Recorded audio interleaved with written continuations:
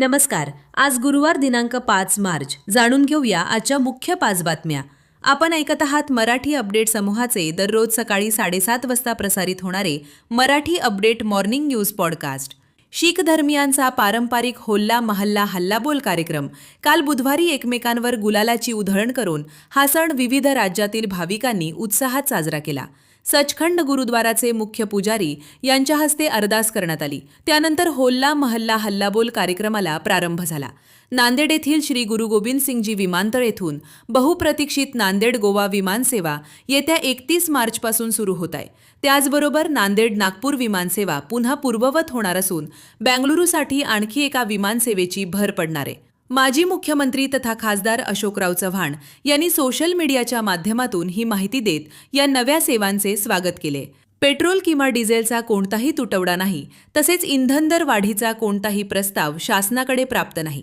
ही माहिती पूर्णपणे खोटी असून नागरिकांनी अशा प्रकारच्या अफवांवर विश्वास ठेवू नये. तसेच नांदेड जिल्ह्यात इंधन साठा सुरळीत असून पुरवठा नियमित पद्धतीने सुरू आहे.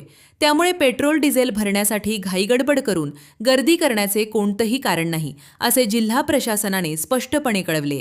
स्वामी रामानंद तीर्थ मराठवाडा विद्यापीठाचे संस्थापक, कुलगुरू आणि थोर विचारवंत डॉक्टर जनार्दन वाघमारे यांचे सोमवार रोजी दुःखद निधन झाले.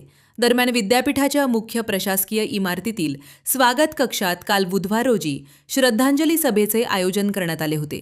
यावेळी उपस्थित सर्वांनी 2 मिनिटे स्तब्ध उभे राहून दिवंगत डॉक्टर वाघमारे यांच्या स्मृतीस अभिवादन केले. होळीच्या पार्श्वभूमीवर 2 मार्च रोजी आयोजित करण्यात आलेल्या महामूर्ख कवी संमेलनात यंदा प्रथमच गायिका ज्योती शिंदे या एका स्त्री कवयित्रीने सहभाग नोंदवला होता.